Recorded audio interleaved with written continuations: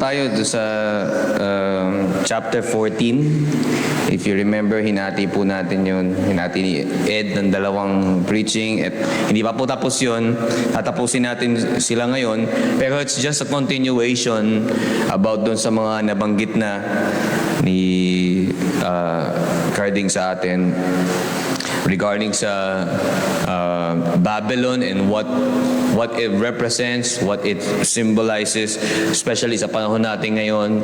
How should we look at yung nabanggit na Babylon? Of course, we know now that it's not the literal Babylon, but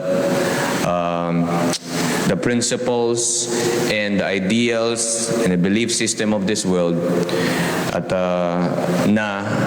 pushing ang mga tao to greater evil, and tayo mga Christians should continue to endure.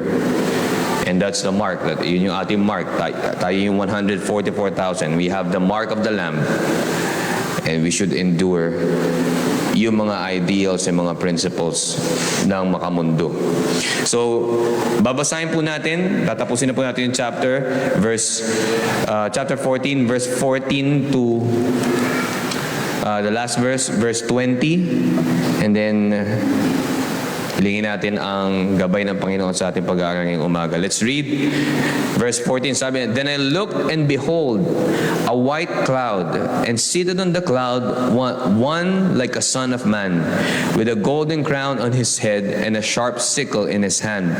And another angel came out of the temple, calling with a loud voice to him who sat on the cloud, 'Put in your sickle and reap, for the hour to reap has come, for the harvest of the earth is fully ripe.'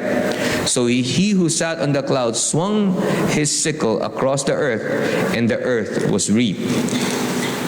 Then another angel came out of the temple in the heaven, and he too had a sharp sickle.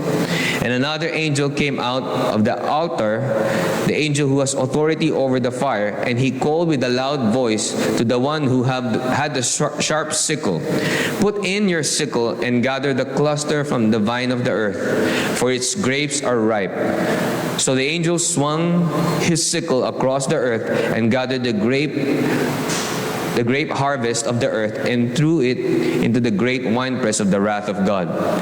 And the winepress was trodden outside the city, and blood flowed from the winepress as high as a horse's bridle for 1,600 stadia." Let's close our eyes, let's bow our heads, let's pray.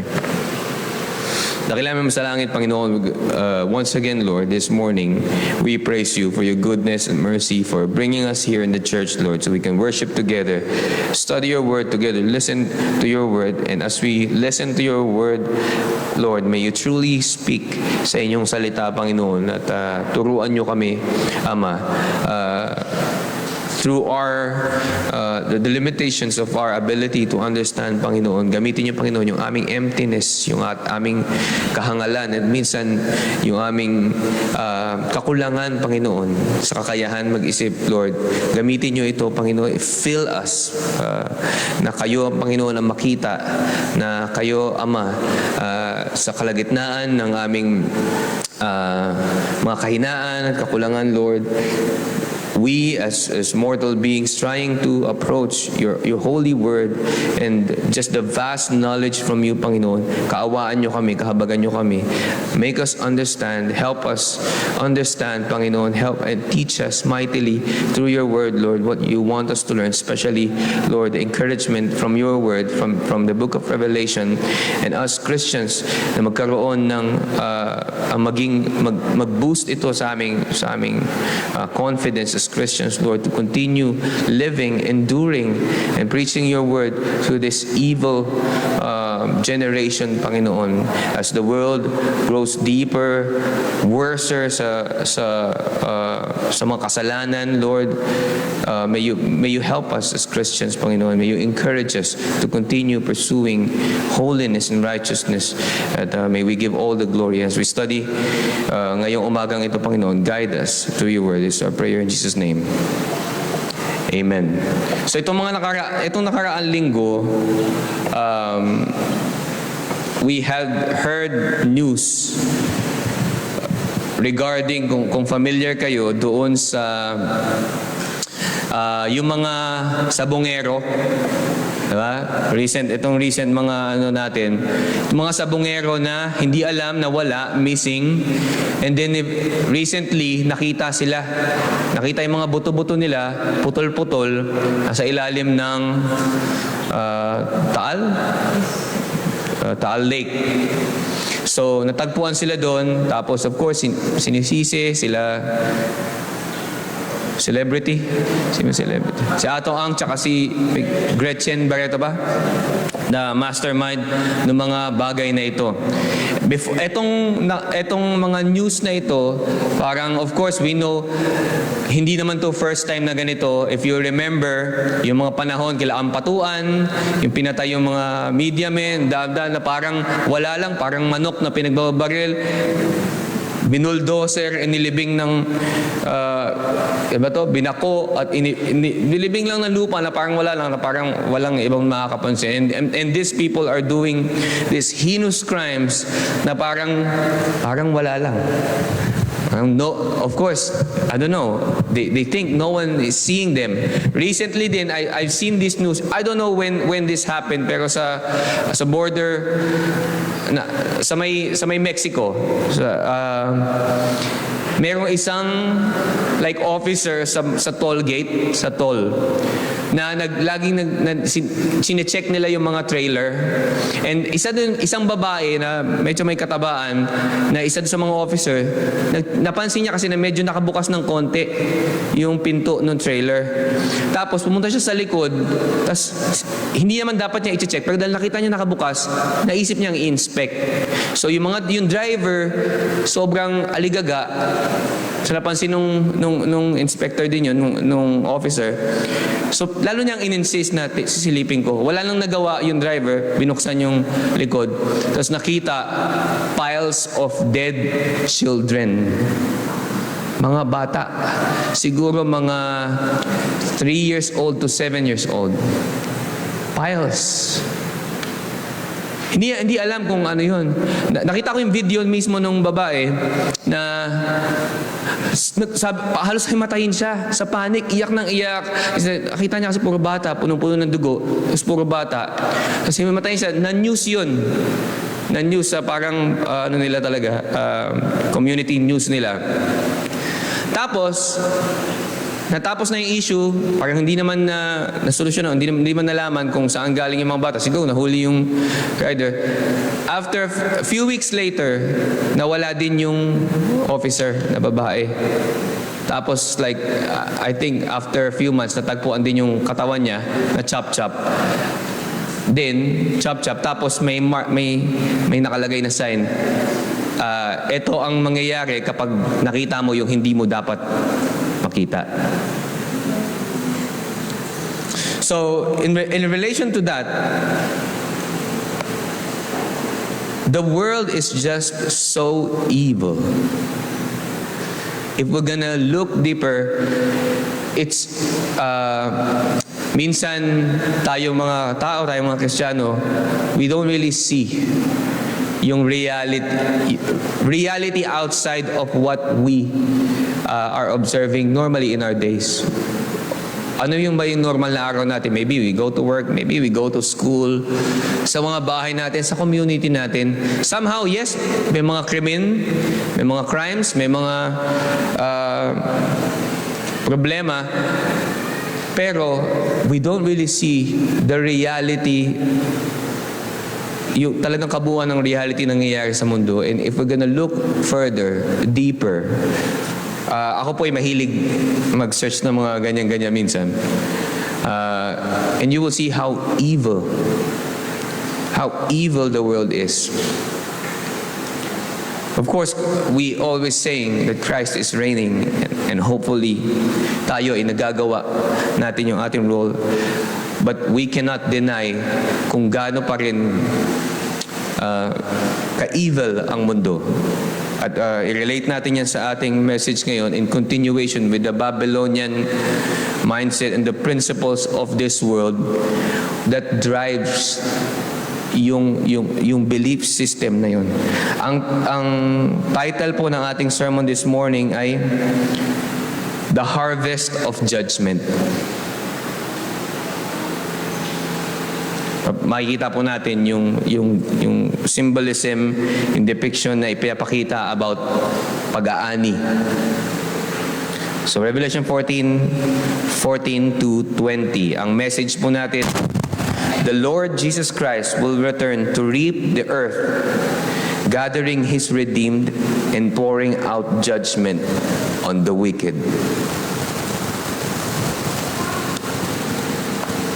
Tignan muna natin yung mga points natin, and then let's go back doon sa naging introduction natin. So first point natin, ang sabi, di ba, kung makikita natin sa verse 14. Then I look, and behold, a white cloud, and seated on the cloud, one like a son of man, with a golden crown on his head and a sharp sickle in his hand. So, ang sabi, then I look, and behold, a white cloud, and seated on a cloud was like the Son of Man. So, letter A natin. We see, every time na bababanggit sa Bible, yung cloud, o yung like nasa cloud, it represents divine presence. Kung babalikan natin, lagi yung ginagamit kapag nakikita sa cloud, and then there's a person or there's an entity in the cloud, it represents divine presence. So yung glory ni Christ and yung kanyang authority is represented doon sa cloud. So the Son of Man muna, tignan natin. Yung Son of Man na to, this echoes yung passage about judgment din sa Joel. Tignan natin yung Joel chapter. Daniel chapter 7 verse 13.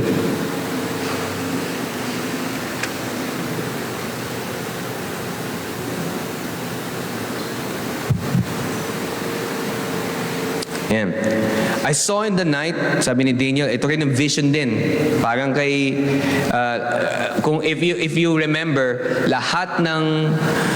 halos lahat ng visions ni Apostle John, maraming similarities sa naging visions ni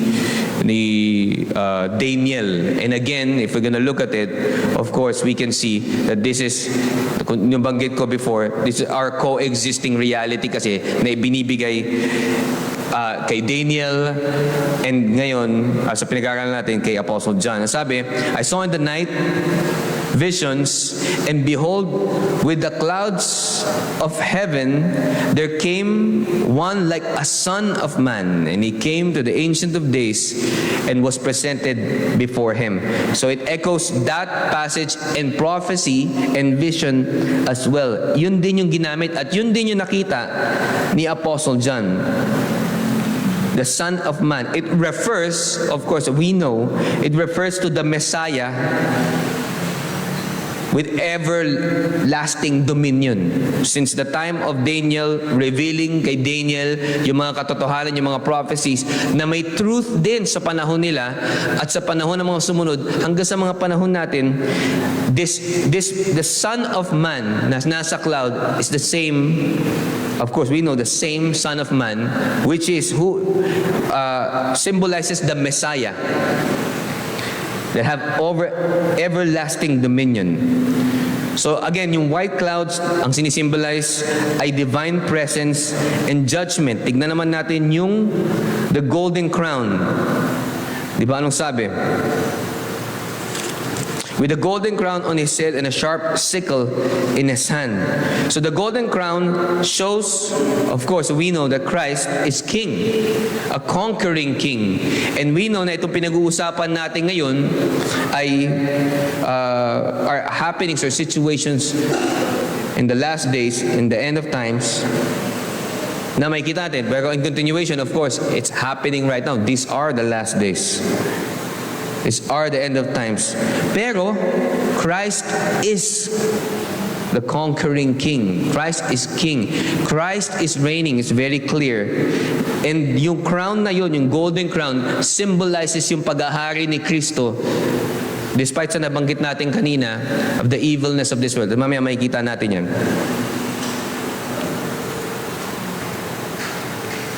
So tingnan naman natin yung sharp sickle.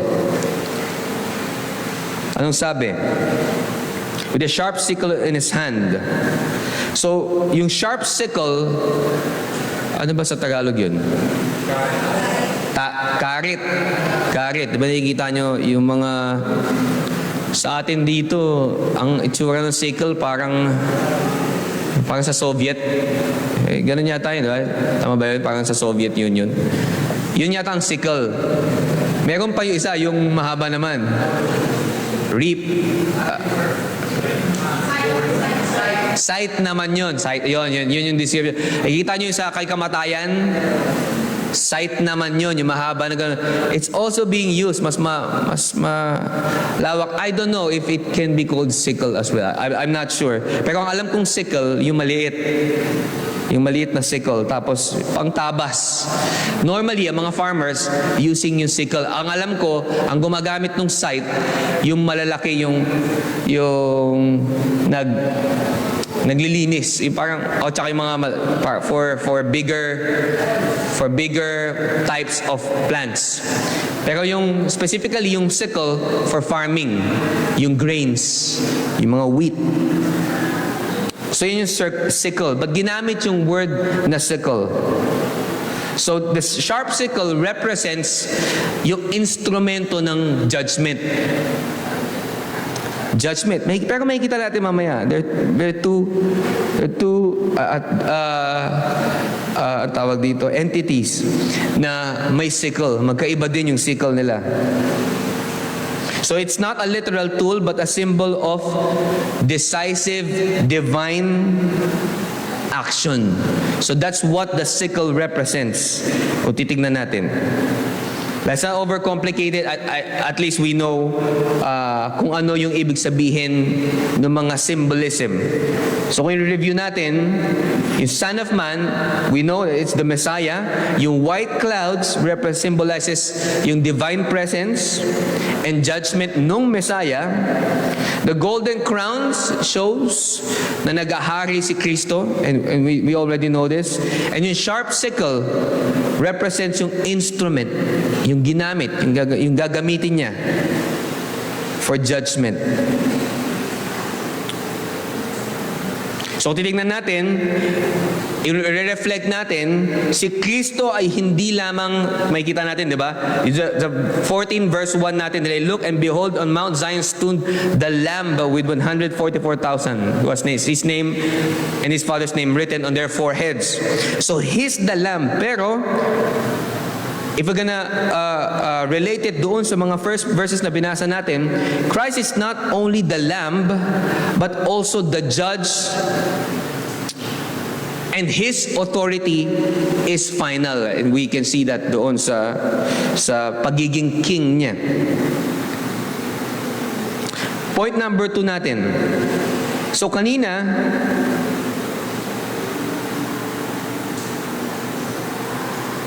tinignan natin yung Son of Man and kung ano siya, kung ano yung kanya mga characteristics and traits.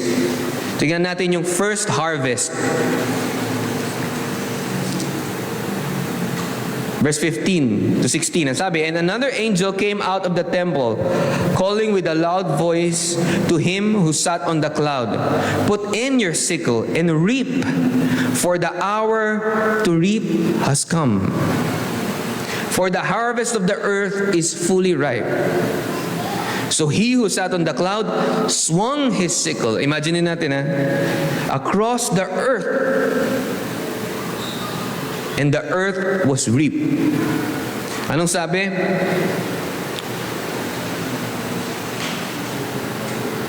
Put in your sickle and reap, for the hour has come. Fully ripe na yung harvest.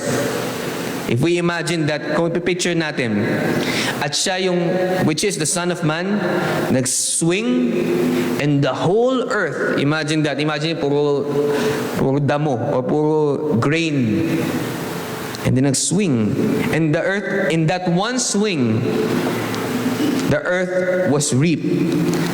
Let's see kung ano yung pwede natin makita. The harvest of the earth is fully ripe. What does that mean? Nabanggit na rin natin ito dati. Panahon na. If you remember, na-discuss natin yung hino-hold pa ni God yung kanyang judgment, yung air, if you remember, from the four corners. Ino-hold niya yung judgment sa mga tao. Pero anong sabi? Ngayon, the earth is fully ripe. The harvest is ripe. Panahon na. Panahon na para iswing. Pero tingnan muna natin itong first harvest. So, ang timing, ang kapanahunan, kung kailan itong judgment na to will come, will reap the harvest, ay nakadepende sa Panginoon at siya lamang ang may call kung kailan niya ito gusto, nais gawin. So kung titignan din natin, nabanggit doon yung the angel comes out of the temple. What that represents is it came from God's presence. Yung temple, as we see, yung temple ng Diyos, ibig sabihin nun, presensya ng Panginoon sa kanyang holiness, sa kanyang divine throne, galing yung angel. So of course, we can see here, and we already know this, na this divinity, at whichever presence that comes out, and that authority to reap the harvest ay coming from God and His temple, His divine holy presence. So, God's justice and mercy, na mamaya makikita natin, yung difference ng dalawang harvest, ay timing ng Panginoon. Siya ang may call. Yung sa kanyang sovereign time and sovereign will, nakarely. Hindi sa kung anong prediction, kakahapon lang may pinapanood ako, na there's this pastor, kasi nanonood ako ng mga preaching about din dito sa mamaya makikita natin yung blood na hanggang sa horse tridle, sobrang taas. Naghanap ako ng anong interpretation, tapos nakita ko merong pastor na nag-share, or parang may YouTube video siya na in-explain niya to. Tapos it's just so weird na some pastors are predicting yung kung kailan ito mangyayari. Tapos sabi niya may vision din daw siya nakita and all those kind of stuff, as if we have a say or we can know when God will want in His own time, in His own will, in His own desire to execute His judgment. Of course, alam natin nakaset na to from the beginning of time, but we can never know. And sadly, some people, pastors, some preachers, and minsan kahit sa ating community, ang mga kapatiran natin, is doing this. So, it's just kind of weird, especially with us sa ating doctrine ngayon, na alam natin na we can never know. And it's very clear here na only God has the sovereign call or sovereign command kung kailan ito mangyayari. So God's justice and mercy are both perfect in timing. Makikita natin dito sa first harvest, yung peaceful harvest. Tingnan natin mabuti. Diba? Sabi sa 15 to 16, titingnan natin uli. So isa nung sickle and across the earth, and the earth was reaped. Walang kahit ano nabanggit, sabi lang, naani. So it's just simple. Ready na, hinug na yung harvest, i-reap mo na. Tapos, ni-reap, and then, na-reap. Yun lang yung binanggit. So, it was basically a peaceful harvest. Nothing's wrong there. Ni-reap yung harvest. Mamaya titignan natin kung ano yung representation nun. So, the reaping does not involve God's anger yet. God's wrath. Okay? So kung titignan natin sa Matthew chapter 13, ito yung pwede nating i-parallel verse ito. Matthew chapter 13 verse 30. Ang sabi, and mamaya, we can relate it to this. Let both grow together until the harvest. And at harvest time, I will tell the reapers, gather the weeds first and bind them in bundles to be burned, but gather the wheat into my barn. This reflects and echoes the same parallel reality dito sa pinag-aaralan natin ngayon. So it represents the gathering of the elect at the end of the ages. Dito sa pinag-aaralan natin ngayon, yung unang pag-reap ay pag-harvest, pag-gather ng mga elect, ng mga pinili ng Diyos. So yun yung unang ginawa. Kaya nga yung ating mga dispensational brethren, siya sabi nila na may rapture. Nire-relate din nila ito dito. Rapture, unang pipili, tapos saka i-judge yung mga tao. There's some truth doon sa ideas nila na mauunang i-reap yung mga Christians, yung mga believers, and then i-judgment. Pero of course, we don't believe na mangyayari may literal rapture, and after that, tribulation, and all those things. Pero makikita natin na ni-reap, it was peaceful. The harvest was ripe. This represents yung mga Kristiyano. Anong ibig sabihin nung ripe na yung harvest? Ibig sabihin, kumpleto na. In God's perfect timing, kumpleto na. All believers that are set to be saved, all believers na pinili from the foundation of the earth are existing already. And it is now time na i-gather sila. Kumpleto na. Gathering of the elect. So, let's see yung sa ating mga Kristiyan, how can we relate and reflect dito muna sa mga verses na pinag-aralan natin. So, as we all know, ang promises ng Panginoon sa kanyang mga pinili, na napag-aralan natin yan, makita yung mark as enduring Christians, as mark ng beast, and everything. This should be an encouragement to us, yung first reaping, first harvest. This should be an encouragement to us that Christ will not forget His people. And we know that.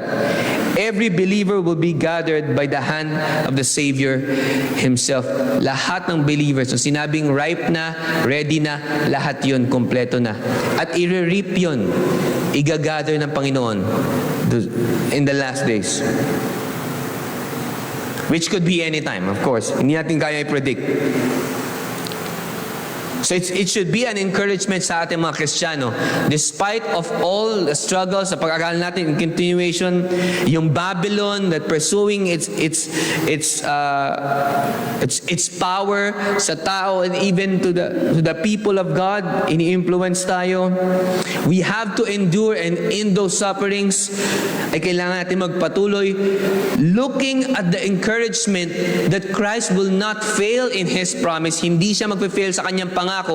At the end of the day, after all these tribulations, after all these hardships, at yung mga nadadaanan natin persecutions from the Babylon, alam natin, di ba? Kung nakinig tayo last week, from the principles of the world at paniniwala, and it's very hard for us, if you remember this last preaching natin, it's very difficult for us to go against the flow of this world and these principles, and most of the time, tayo mga Kristiyano, ay naiipit dun sa sitwasyon.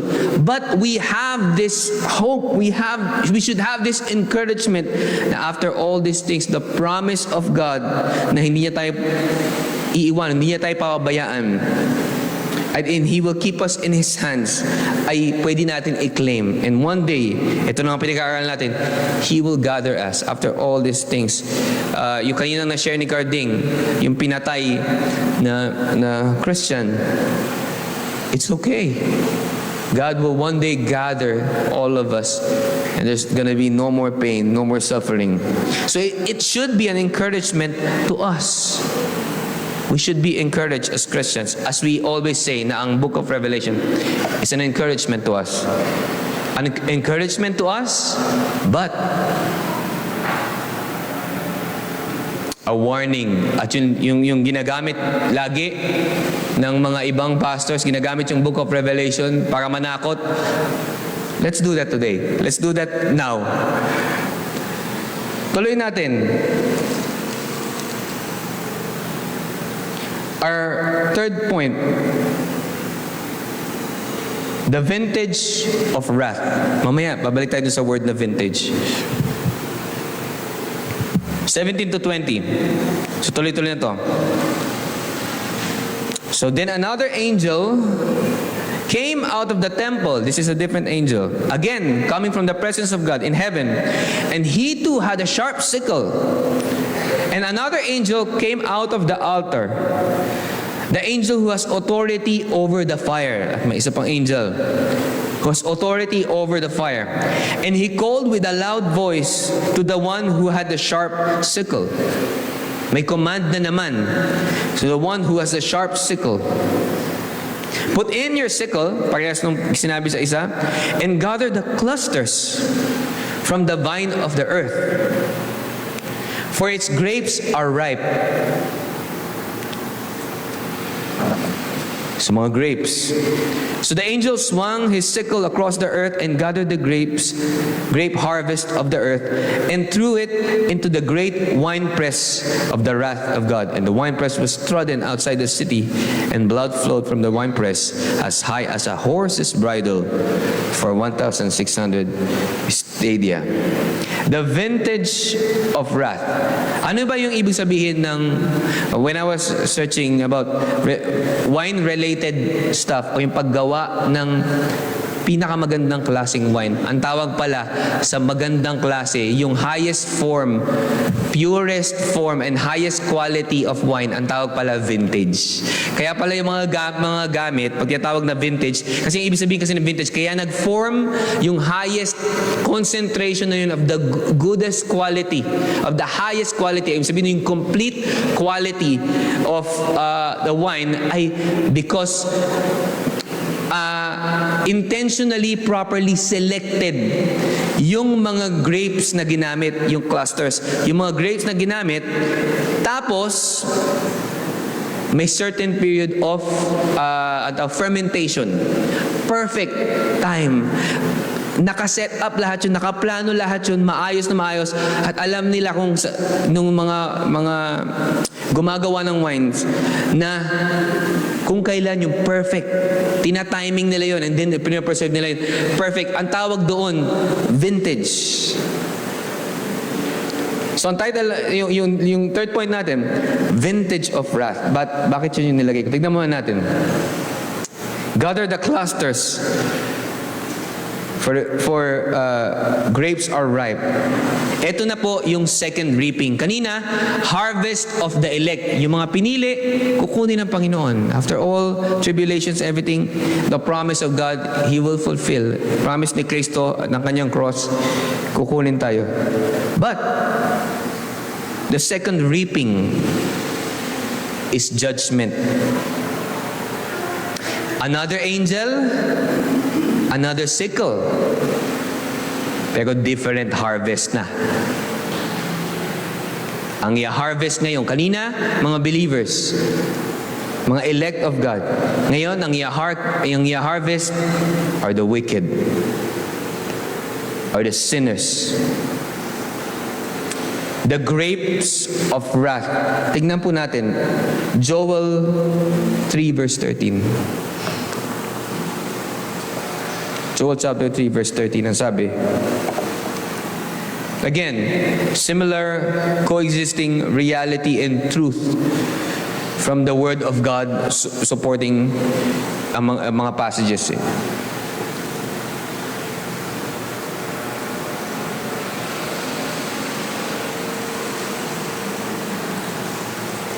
Joel 3:13. Ang sabi, put in the sickle, if you see, it's the same. For the harvest is ripe. Go in tread, for the winepress is full. The vats overflow, for their evil is great. And if we will know what this means, this should scare everyone that's not in Christ. And sabi dun sa Joel, for the winepress is full, the vats overflow, for their evil is great. To the growing evil in this world, yung mga nabanggit natin kanina, yung mga walang habas na patayan for their own gains. Recently, kami nga ni Sensei, kahapon magkausap din kami, about kung paano yung like the powerful people sa ating mundo ngayon. Sa government, mga billionaires, mga trillionaires. And of course, walang i-represent na trillionaires, but we know, at least I know, that there are people that really holds so much resources sa mundo. They are trillionaires. They are groups of people that controls everything from stocks, prices, fuels, medicines, food, pyramid, whatever you want to call it. They control all of this for their own profit, damaging and destroying everyone else para sa kanilang own gain. And they are evil. And we can see this from the smallest. Magkakausap nga kami nila Kuya Michael before, nung family day, about sa kung gaano ka-corrupt. From barangay captain, hindi nga from mga tanod, kagawad, barangay captain, o mga kung saan mo susunod do, councilor, mayor, congressman, kung gaano ka-corrupt yung mga tao, from the smallest, for their own gain, para sa ideals of the Babylonian ideals, for evilness, for wickedness, for their own fleshly desires, they do this. They are willing to trample people. And they're evil. For their evil is great. Sabi sa Joel. And again, it echoes yung Joel doon sa sinasabi ni Apostle John, or at least kung ano yung nakita niya. Isaiah 63 and 1 to 16. Hindi na natin babasahin, medyo mahaba yun. Same din yun, about the judgment ng Panginoon at yung grapes of wrath.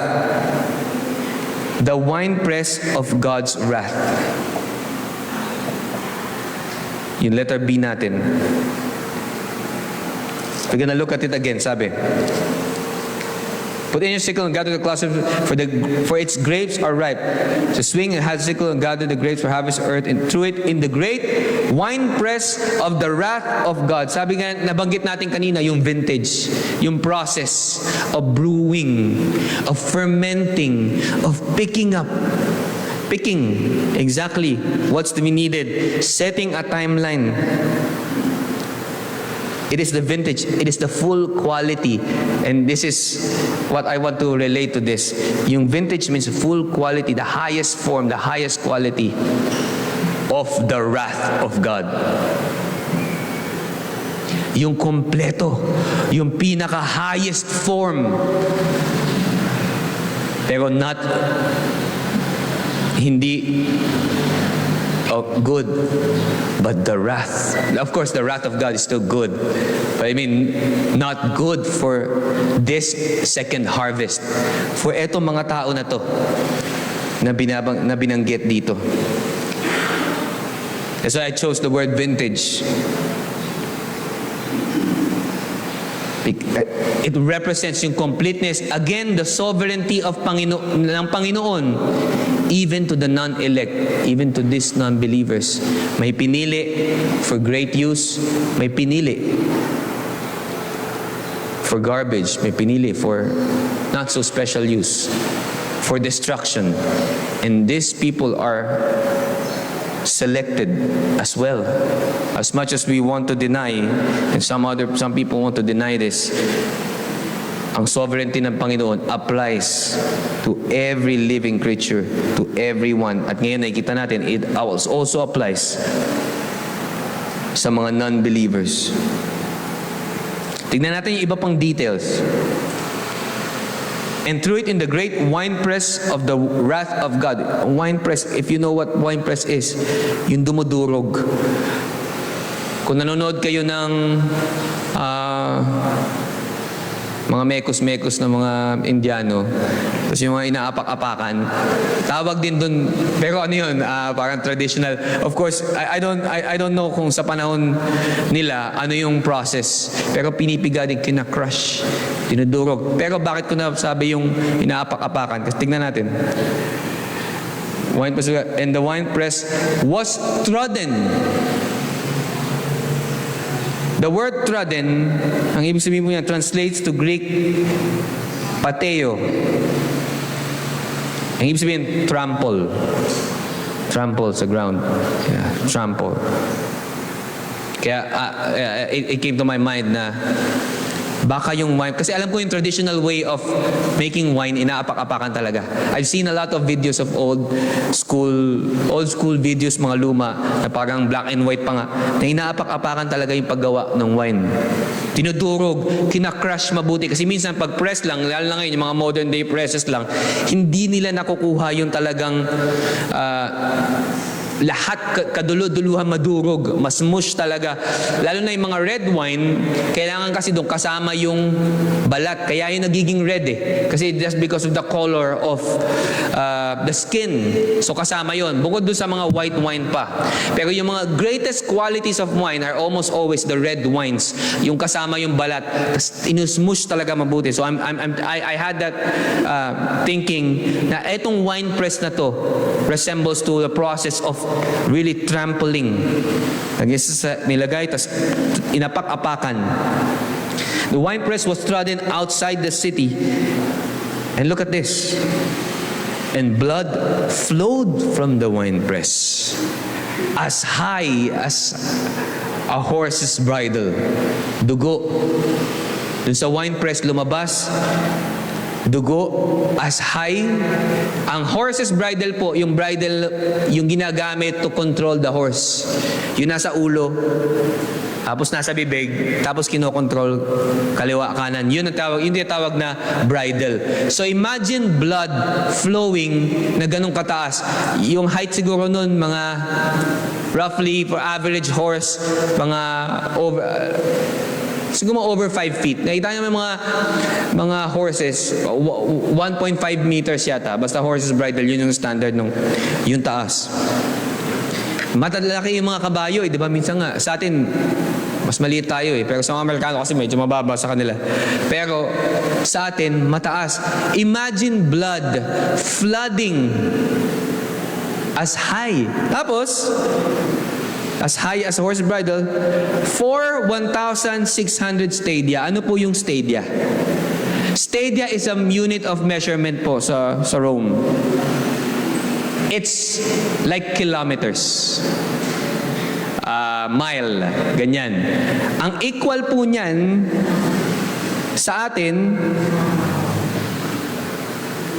I don't know if I put it there, is 180 miles or 289 kilometers. 289 kilometers, tapos sintaas ng horse's bridle. Flood of blood. Nung prenes daw yung wine press, yun yung blood na nag-flow. So let's look at what does that represents. Of course, we know these are the final days and the final judgment.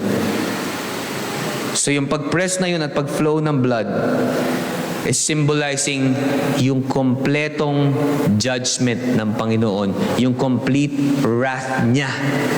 If we gonna look at many Old Testament verses, lagi sinasabi, meron din mga verses na refers and parallels to this verse, na ilang beses sinabi ni God sa Old Testament na, I will trample them and their blood will be spilled. But anong ibig sabihin ng 1,600? Ba't kaya 1,600? Why specifically 1,600? Kalimutan natin yung conversion nun sa kilometers or miles kasi hindi sila relevant. Pero 1,600 represents 40 times 40. When did we see sa Bible yung mga 40? How long was the flood? 40 days, 40 nights. Diba? How long was the Israel nung pinakasahan sila ng Diyos sa wilderness? 40 years. So in the Bible, if we're gonna look at 40 din, di ba lagi natin sinasabi yung 7, yung 1,000, tens, represents completeness. Maraming representation, symbolism yung mga numbers na to. But 40 has been used many times as well sa Bible to represent especially judgment. Full judgment. Nung Noah's flood, na lahat except Noah's family was wiped out. Yung judgment na yun, yung first judgment na yun, was 40. Pero hindi kasi yun yung final judgment. Kaya bakit 1,600? Kasi 40 times 40. It's the completeness ng pag-uusga ng Panginoon. The completeness of judgment. Final judgment. Kaya binanggit yung flood of blood. 218 kilometers is from here to Pangasinan, Baguio. How's 300 kilometers? Imagine, as high na dugo sa kabayo, ganyang kataas, tapos 289 kilometers mula dito hanggang Baguio, nagbabaha ng dugo. It just, the vision just wants to show us kung gaano katindi yung magiging judgment ng Panginoon. Dito sa mga evil na tao, kanina binabanggit natin, they are thriving right now. God is allowing, but the earth is groaning. All creation cries for this judgment to happen. Naghihintay lang ng tamang panahon. Hindi man ngayon yun. So as we see them, sadly, there's so many people, even Christians. Anong sasabi? Buti pa yung mga masasamang tao, no? Mga asenso. Buti pa sila. Ano yung buhay? Ako na sumusunod sa Panginoon. Ang hirap ng buhay ko.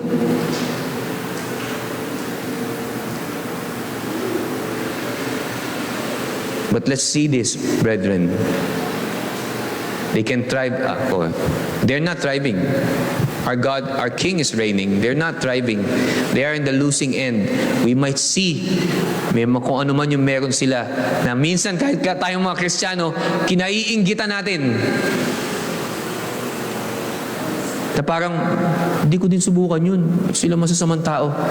Let's look at this. Let's reflect to this. We won't be scared. If you know it's your true believers, this is not a threat to us. But this is a threat to everyone else. And if you're here right now, kung nandito ka ngayon, and you don't know Christ, wala kang personal relationship kay Kristo, you know in your life, nandun ka sa Babylonian principles, that you're living sa principles and ideals of the world. You're living for yourself, and sometimes you're doing things para to trample other people, para iangat yung sarili mo. Sumusunod ka sa principles ng mundo, ideas ng mundo, para magkaroon ka ng personal gain, selfish personal gains. Trample other people all you want. Pero anong sabi? But at the end of times, God will trample you and crush you. And this is a warning to them. Warning that God's wrath is real, terrifying, and final.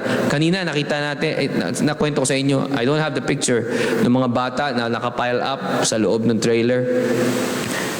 Puro dugo, kamay, may tama kamay na malili. I have kids that are that small, and I just can't imagine I just can't. Mga kamay ng mga maliliit na bata, nakahang. And we see that as brutal, as heartless. And these people that does this, may kabayaran yun. At mas matindi ba? It will equal to a blood flooding for miles and miles, representing the full wrath of God na ibubuhos dito sa mga taong to. And if non-believers will hear this, and I hope they will, and when they hear this, kung di talaga sila pinilit, they will reject this. They will laugh at this. They will mock itong katotohanan na ito. Sus, hintayin ko pa yan. Kanina madaling araw, may napanood pa ako na yung mga Hollywood celebrities, proud pa sila na I'm a worshiper of Satan. I sold my soul to the devil. Proud pa. Yung mga Hollywood celebrities, talagang outspoken, sinasabi nila. Sila Lady Gaga. Hindi lang si Lady Gaga sobrang lantad eh. Pero kahit yung mga mukhang parang gentle looking na mga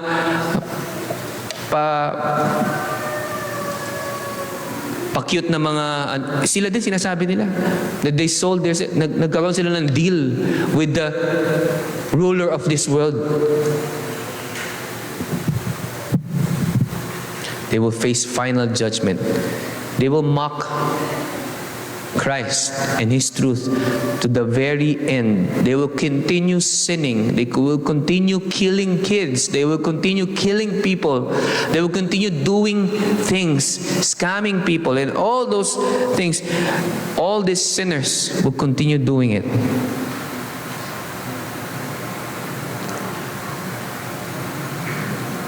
But it's going to be terrifying in the final days. To remain outside of Christ is to face judgment. And I hope no one here sa kasama natin will face this judgment. I pray and beg God that no one here. Let's see yung last point natin, or last part na titignan natin, application. Again, recall lang natin to us believers, what does 14 to 20, chapter 14, verse 14 to 20 wants to show to us, and how can we apply this sa ating buhay? Tayong mga Kristiyano, we should rejoice. If we endure, if we're true Christians, not complying with the will. Of course, yes, we're all sinners and we sin. But we don't embrace that lifestyle. We don't love it. We don't go with the principles of the Babylon sa mundo natin ngayon. If we're true believers, we should rejoice. Mahirap. Kasi nga, we don't comply. We don't compromise. We don't live sa ating sarili. We live for our brethren and we live for God. So it's hard. But we should rejoice. Christ will come and gather you to Himself. Dapat yun nakikita natin. And we should remain faithful dahil malapit na. I remember, yung mama ko, lagi yung sinasabi sa akin, malapit na, dadating na. Yung second coming, dadating na uli si Kristo. Maliliit pa kami. As in, mga star pa lang siguro ako. Sinasabi na yun, malapit na, dadating na. O tumanda na ako eh, ba? Magpo-40 na ako. Hindi pa rin eh. Pero malapit na. Malapit na. And I'm gonna repeat those phrase. Malapit na. Bakit? Sabi ng Biblia. Sabi ng Revelation eh. Sinabi to kay Apostle John nung panahon niya, 2,000 years ago. Pero sabi, malapit na. Why? Because every day of our lives, we should look as if it's near, as if it's the last days. Hindi tayo pwedeng maging easy. Matagal pa. Tumanda na nga ako. Hindi pa nga mabalik si Kristo eh. No, He can come anytime soon. At dapat ang mindset natin, we should remain and endure to the very end because Christ is coming. And we should always look for the lost sheep. And we should, sinasabi natin dito yung mga sasamang tao, but we should desire, as Christ Himself desires to save these people. And alam natin yan. Meron siyang desire. Kahit na itong mga pinili for destruction, we should desire as well na i-share sa kanila. Continue sharing the gospel, living our lives na makita ng mga taong ito the difference sa ating mga unbelievers. Christ is faithful sa Kanyang promise sa atin. That's why we remain faithful also because of His faithfulness as well. For the harvest is near. Malapit na po. And if we look at that hope, Lord, malapit na. Despite of all the struggles in our lives and hardships, we look to that hope, malapit na. It's okay. Malapit na. It's hard. Pero malapit na, Lord. Malapit na. And we look forward to that. Kahit po mamatay na tayo. Mahal tayo ng 100 years old, mamatay na tayo. But we have that hope. We have that faith. Na Lord, sabi mo malapit na. I'm gonna hope for that. I'm gonna look forward to that. Malapit na. Now to the unbelievers. Sa mga unbelievers, if we have here, and I hope, kung meron man, isuko natin yung buhay natin sa Panginoon. Dahil the winepress of wrath is for those who reject the Lamb. That is no one, walang para kahit kanino man yung full wrath na yun. Yung kompletong full force, full quality ng wrath ng Panginoon, kundi para kay Satanas at sa mga wala kay Kristo. If you're here right now and you're not sure, you're still living according to the principles ng mundong ito, nagpapatuloy sa kasalanan, parang walang pakialam sa mga bagay patungkol kay Kristo. Minsan pinagtatawanan pa natin, minamaliit natin yung mga truth ni Kristo, ng katotohanan ng Diyos sa buhay natin. Ayaw natin manakot. But it's very clear that ang wrath ng Panginoon ay terrifying. We cannot fully. Yung blood na for miles and miles, ang laki, is just a physical picture of what the spiritual, vast, limitless truth ng totoong puot ng Diyos. It's just a physical picture. That is very limited sa kaya natin makita. We don't fully know kung gaano katindi. And I know, and we know, na mas matindi kesa lang sa crushing, yung trampling, dudurugin. Ang Diyos nag-hold back, willing kayong durugin.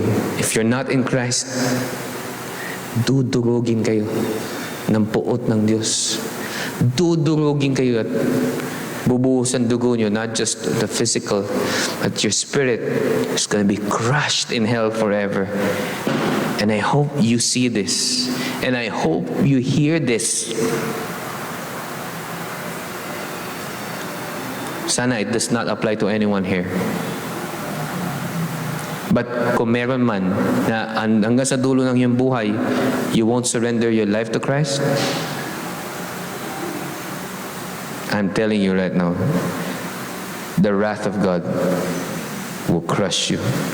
Sabi sa 2 Corinthians 6 verse 2, behold, now is the favorable time. Behold, now is the day of salvation. There's no other day po, mga kapatid, for salvation. If we are gonna apply yung sinasabi natin kanina na every day malapit na, He can come any day. He can come now. He can come later, tomorrow. every day. Today is the day of salvation. We should not waste time. At tayong mga Kristiyano, dapat nakikita rin natin yun, na the world, the evil, sinful world does not have enough time left. And we should push forward to preach the gospel at hindi rin magpetiks sa buhay natin bilang mga Kristiyano. So final conclusion natin, Revelation 14:14 to 20 is a sobering reminder that Christ's return will divide the world. Yung pagbabalik ni Kristo, hati. There will be a harvest of joy. Sa mga pinili, we will rejoice. And a vintage of wrath. Pure, complete puot ng Diyos. You will be gathered by the Savior or trampled under the judgment of God. Will you be gathered by the Savior? That's the question. Will we be gathered by the Savior? Siguro question din sa mga Kristiyano na to assess our own faith. Maybe we are just going to church every week. But are we sure na tayo pinili ng Panginoon? We should beg sa Panginoon nun. Will we be gathered or we will be trampled under the judgment of God? There's no other time. Now is the time to repent and believe para sa mga hindi mananampalataya. Let's close our eyes, let's bow our heads, let's pray. Dakila aming Ama sa langit, Panginoon, nagpapasalamat kami sa kabutihan, katotohanan, at kadakilaan ng inyong salita na ipinahayag nyo sa amin ngayong umagang ito, Panginoon. As we see the evilness, cruelness, and yung buong kasamaan ng mundo, Panginoon. At kami mga Kristiyano, as the world, as the earth, as all natural creation groans, Lord, we groan as well as we see these evil things. But we have hope. And we are encouraged that it's okay. You are coming soon, and we look forward to that. It's going to be okay. You are coming soon, Lord, and that is our hope, and that is our joy. And we look forward to meeting our Savior, your Son, and seeing Him face to face and being with Him, and that is our hope. And we praise You, we glorify You for the truth. We glorify You that You will harvest, You will gather us, Lord, into Your presence, into Your existence. And we will be with You forever and ever, in peace, in joy, in love, forever. We thank You, Lord. But as we continue, Father, we beg as well as a church, we pray, if there's anyone in the midst of us this morning, kung meron kaming kasamaan dito, Panginoon, na walang malinaw na pagkakilala at kaligtasan mula sa Inyo, Lord, touch their hearts, break their hearts, make them fear You, Lord. Make them be terrified for their soul, Lord, sa kanilang buhay. Makita nilang katotohanan ng pagdurog ninyo na gagawin nyo sa kanila if they will not repent and believe sa inyong anak, Panginoon. We pray and we beg for Your mercy and grace to save these people. Use us, Lord, no matter how it would be, Lord. If martyrs die for the cause of Your word and for the cause of Your gospel and salvation, we are willing, Father. Send us. Send us. May Your will be done, Panginoon, sa aming mga buhay. Help us, Lord, and help us see. And once again, Lord, we praise You for Your words, and we praise You for this wonderful message You've given us this morning. As we continue our services, Panginoon, ngayon pabala mag-guide and mag-bless sa amin, Panginoon. We entrust You everything, Father. This is our prayer in Jesus' name. Amen.